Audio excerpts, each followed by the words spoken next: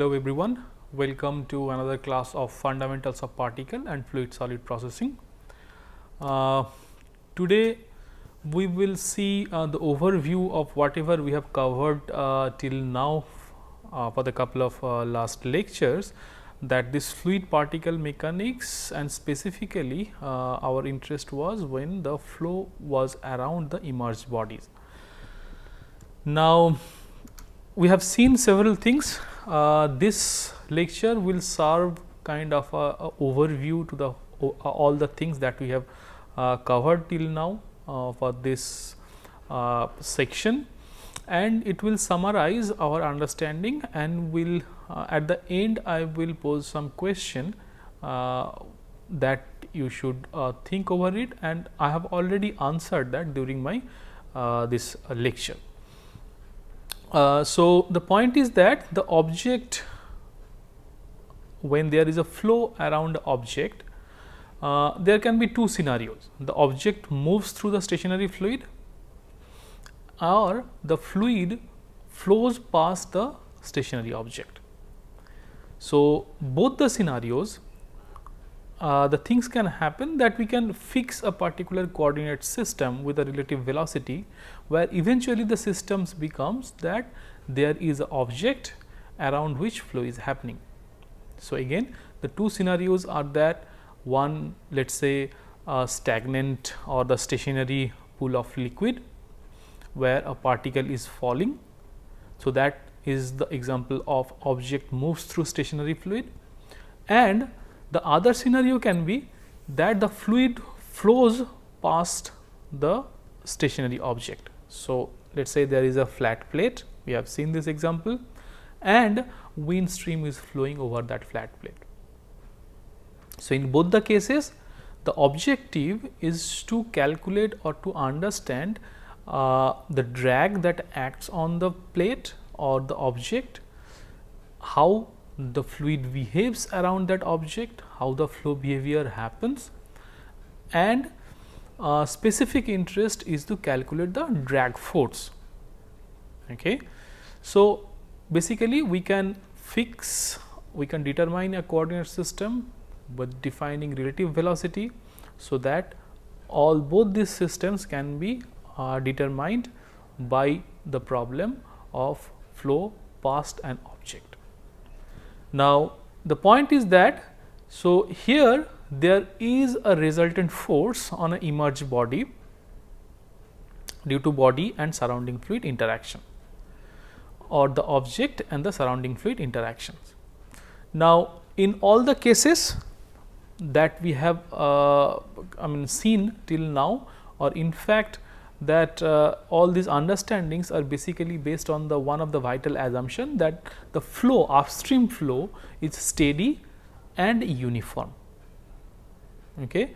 So, if you remember the flat plate example, there was an upstream velocity of the fluid, where we have assumed that the flow is steady and coming onto the plate with an uniform velocity profile. So, this flow characteristics around the object we have seen depends on the nature of the object, that its shape, size, and other vital thing is its orientation. So, depending on that, several flow characteristics will be there, and accordingly we have to find out that what is the drag force, or how the drag force behave on that when a fluid flows over that a particular shape object. So, the forces that act on the fluid body interface are principally two type of forces. One is the wall or the surface shear stresses that on the body resulting from the viscous effect. Okay. This is mainly due to the fluid viscosity that gives us the wall or the surface shear stresses, and there is a normal stress due to the pressure. So, these two components actually contribute to the overall drag force. The drag force, when we calculate, has certain component of the shear stress drag and the normal stress drag, that is comes from the pressure. So, we say the drag which is the resultant force in the direction of the upstream velocity, and the other force is the lift force which is the resultant force normal to the upstream velocity. By typical convention, we understand that this drag force, when we say, it is the components of this shear stress drag and the normal stress drag, because remember the objects are not of a flat surface, okay? It has its curvature. Therefore, this pressure and the shear stress have its component in the direction of the flow or the upstream flow, upstream velocity. Okay. So, these two resultant force or the components of this shear stress and the normal stress, this contribute to the force that we call the drag force, and the other force that acts, that is normal to this.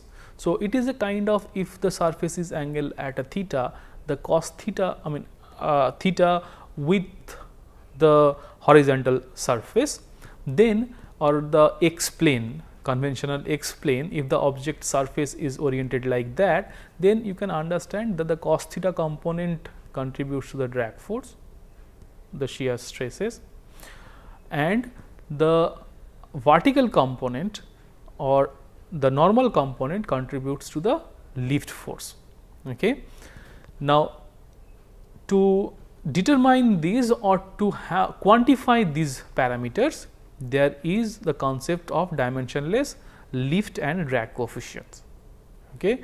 Our interest here is the drag coefficients, okay, lift and the drag coefficients. So, here we mainly focus on the drag coefficients, where the drag coefficients, if you remember, that we defined as the overall drag force per unit area divided by the rho u square by 2, where A p is the projected area in the direction parallel to the upstream velocity. So, basically shear stress contributes mainly to the drag force, okay, when the flow is in the surface is in parallel to the flow directions, and in fact it is the dominant factor. So, the thing that I mentioned, when there is a flow past a flat plate with a low Reynolds number, the viscous effects are experienced in all directions far from the plate for low Reynolds number cases. Now, here the Reynolds number is defined based on the characteristic length scale. Okay. So, if that is a flat plate, it is the length of the plate. Okay. If that is a sphere, it is the diameter of the sphere, and similar to that. So, here for the low Reynolds number case, now again remember the Reynolds number is dV rho by mu, or the inertia force by the viscous force. So, the case of low Reynolds number, that means we have very low inertia and the viscous force are dominant, and in this case it is actually experienced in all directions when there is a flow over a flat plate. And in fact, if you remember the flat for such scenario, the region of the boundary layer is basically much larger, and it starts far from the upstream point also, from the leading edge in fact. Okay. So, the thickness of the boundary layer is also high, fine, but for the high Reynolds number cases, the viscous effects influence only very close to the plate. So, here high Reynolds number cases means that there is a huge effect of the inertia, and naturally the viscous effects are less experienced over a broader region. It is mainly contained with a smaller region near the plate.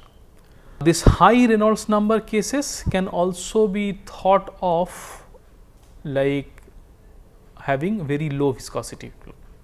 Okay.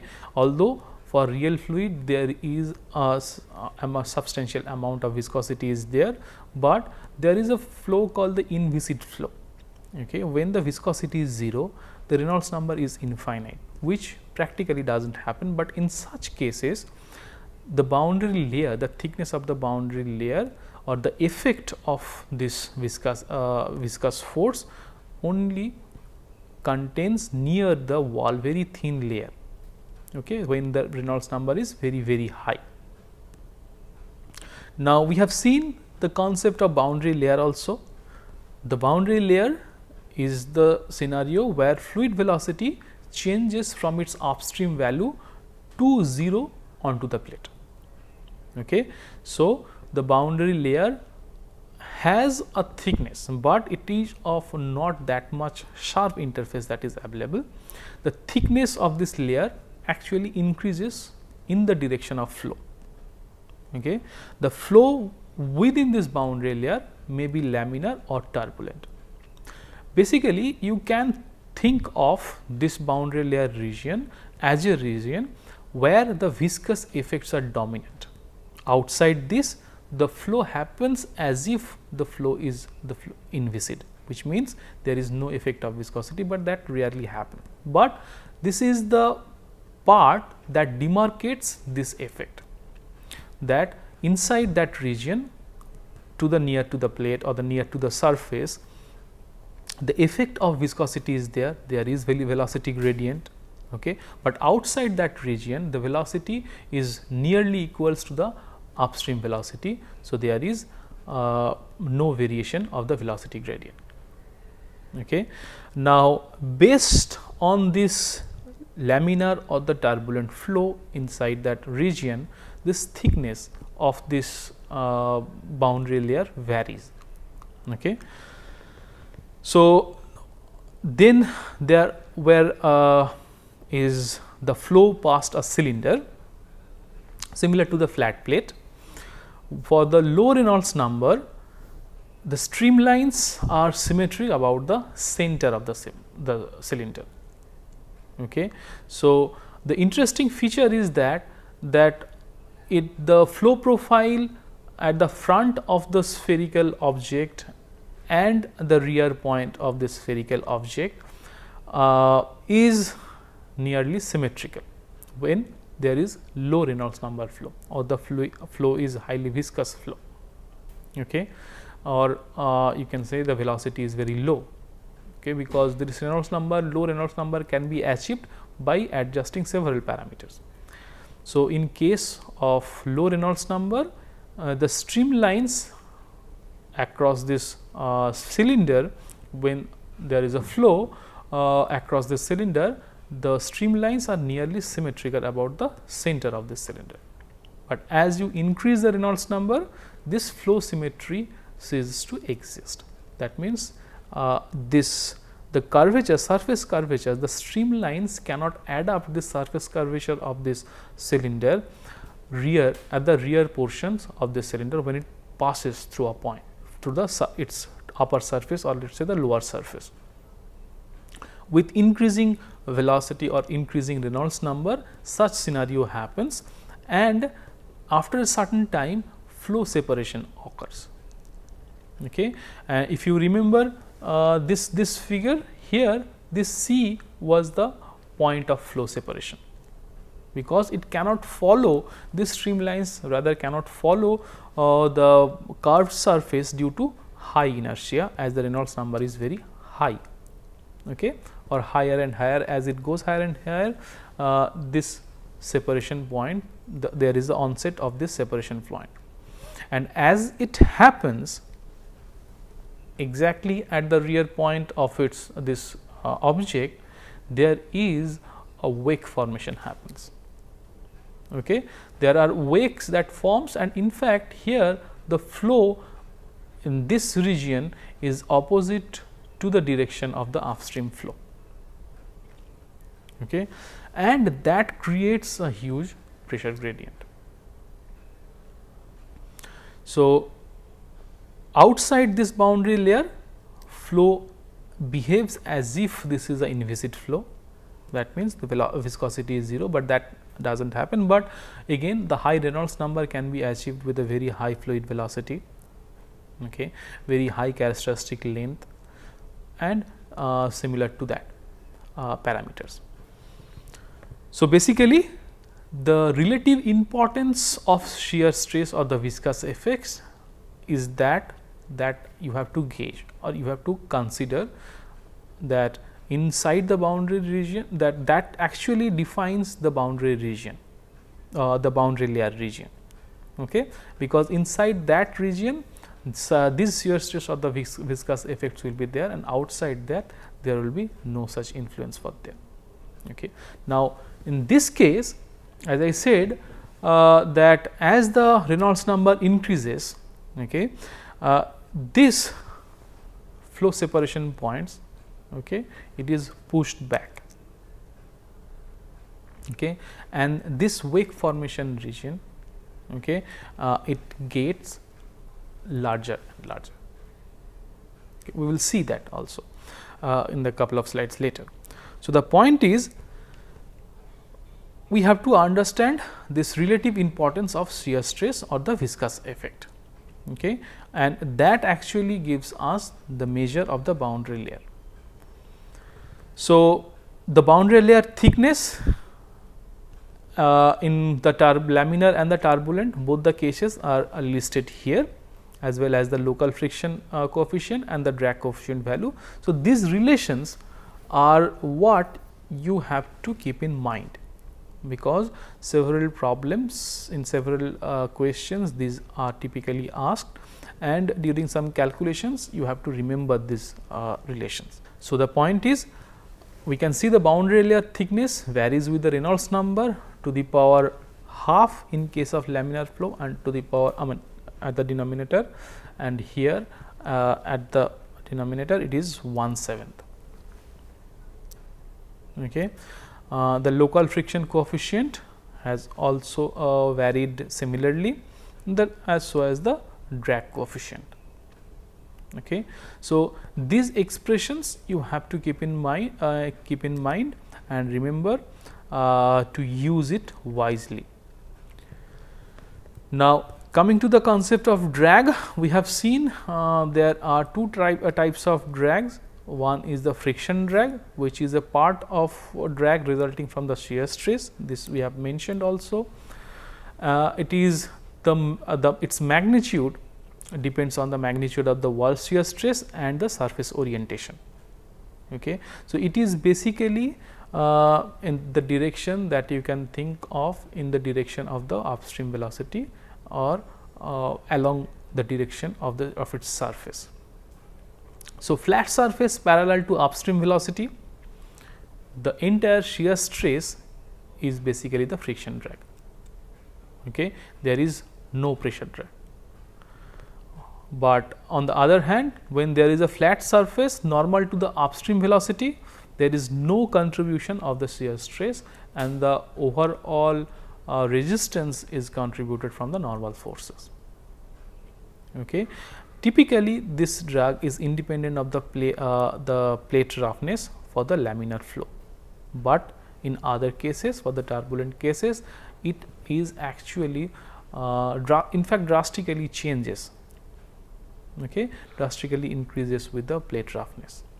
If you remember this Moody's diagram, there you can possibly see that after a certain range of laminar so the Reynolds number value, there are the surface roughness effects are into play there.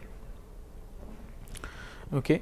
So, the other drag is the pressure or the form drag. The form drag, because it is actually comes or dictated by the shape or the form of the object. It is a part of the drag resulting from the pressure, and its magnitude is dictated by the magnitude of pressure and surface orientation, similar to the this skin drag. Okay. So, for example, in the last case that we have mentioned, when there is a flat surface normal to the upstream velocity, the entire drag force is contributed by the pressure force. Okay. And for inviscid flow, there is zero drag pressure drag on any shaped object in a steady flow. because this comes by its logical conclusion that for inviscid flow there is zero pressure drop, zero pressure drag on any kind of object when the flow is steady. So, combination of these two drag contributes to the overall drag values.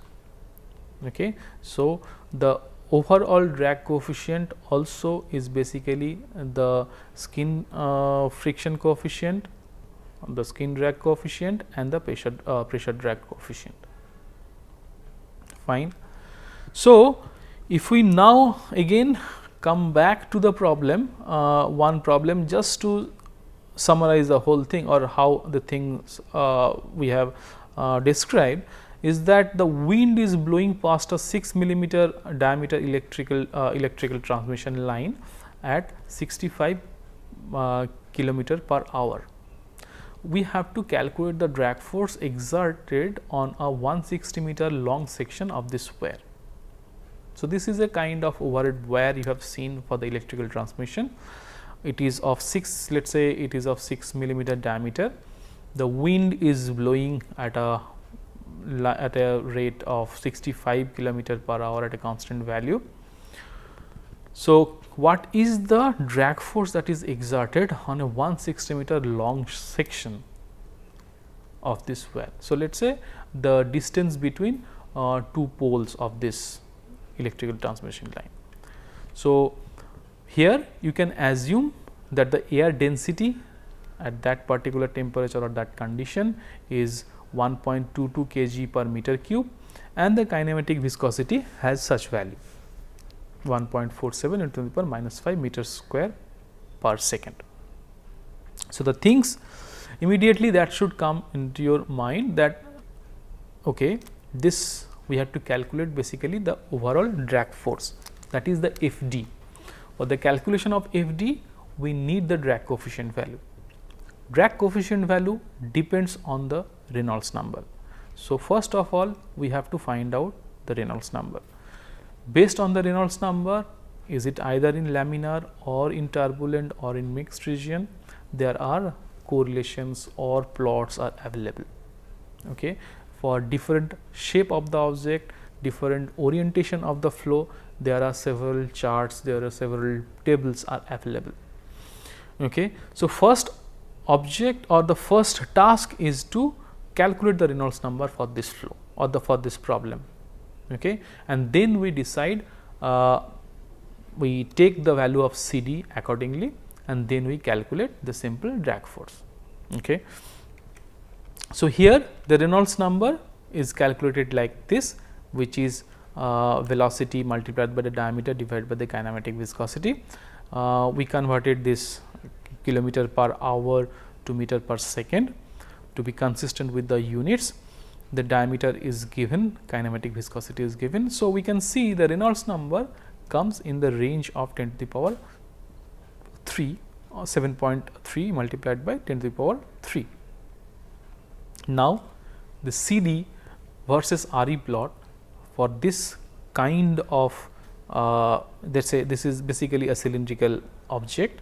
So, flow across a cylindrical object, if we consult the CD versus RE plot or CD versus RE drag line for this, we find that CD for this particular Reynolds number is 1.25, and then the rest of the problem is very easy, because we have seen several such examples.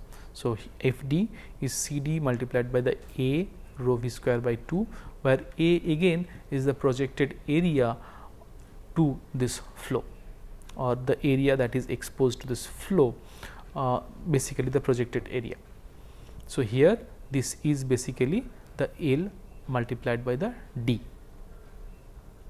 This is the projected area when the flow is happening across this wire, okay, where these values are also given. So, we replace those numerics and we find out that this is the force that is acting on this 160 meter long 160 meter long section of the wire. Okay.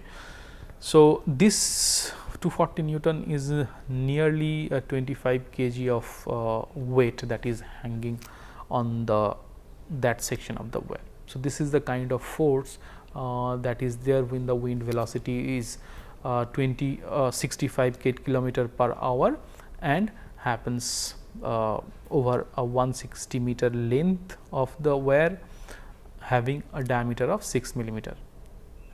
Okay.